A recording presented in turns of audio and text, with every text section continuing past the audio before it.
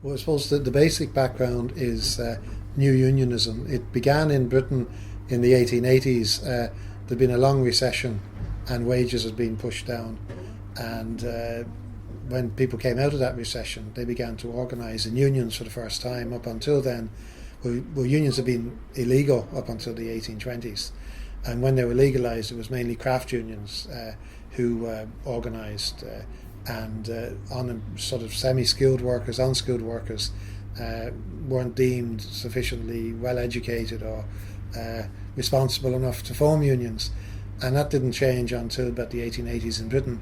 But attempts to set up a general workers' union, unskilled workers' union in Ireland always founded, particularly in Dublin, because there were so many unskilled workers. I mean, a quarter of the adult male population of the city were unskilled workers. So it was very, very difficult. There was chronic underemployment.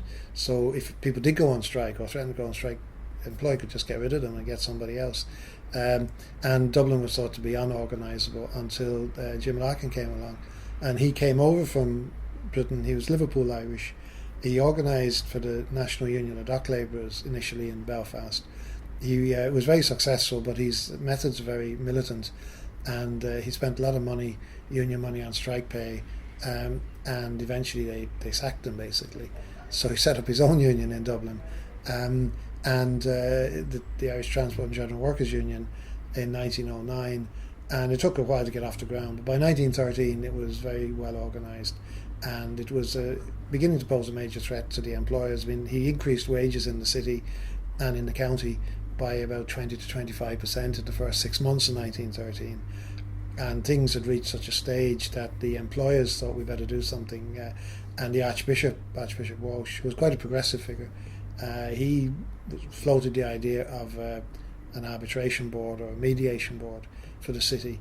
And the employers agreed and the unions agreed. And in fact, the employers had actually nominated their representatives on it by July of 1913. And the unions were going to do it in the next few weeks. When William Martin Murphy arrived on the scene. Probably the only reason the employers had agreed was because for most of 1913, the early part of the year, Murphy uncharacteristically was ill. He was literally out of work, which was very unusual for him. And he wasn't a young man, he was nearly 70 at that stage, but he'd been out of work for a long time, and he came back and he was horrified to see what was going on, and he was even more horrified to learn that Larkin had actually begun recruiting people in the tramway company, which he was the chairman of. So he decided this had to end, and he called a meeting in July in the Antient concert rooms, which are over the river here in what is now Pearse Street. And he called it at midnight on a Saturday because he didn't want it to interfere with the tram schedules. So the workers came in, they got a sandwich and a couple of cocoa, and then they could ponder his words on the long walk home. But basically he said to them that he had no problem with unions, but he wasn't tolerating any Larkinism. So they could either stay in the company or they could stay in the union, but they couldn't do both. And almost immediately afterwards, the following Monday, he began sacking people. In fact, they sacked the entire parcels department of the tram company because they said they understood there were people there who were in the union. So everyone had to reapply for their job, and if they could prove that they weren't in the union, they get their job back. And that was the start of a purge. And by August, he'd sacked about 600 out of the 800 employees in the company as suspected union members, and replaced them by other people.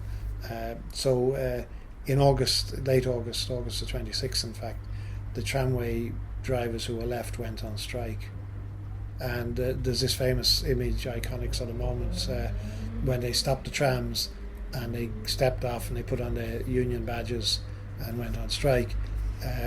And that's seen now as a great dramatic gesture, but in fact it was a result of desperation because there were so few members left that Larkin reckoned the only way he could stop the system was by stopping all the trams which still had union members on them as close to Nelson's Pillar in O'Connell Street as possible, because that was the node of the system. And of course, being trams, if you stop one tram, you stop every tram. So it's the only way he could stop the system. But Murphy was actually ready for it, and within 40 minutes he had them all working again because he had recruitment. He had scab crews recruited to replace them. So that's how the whole thing came about.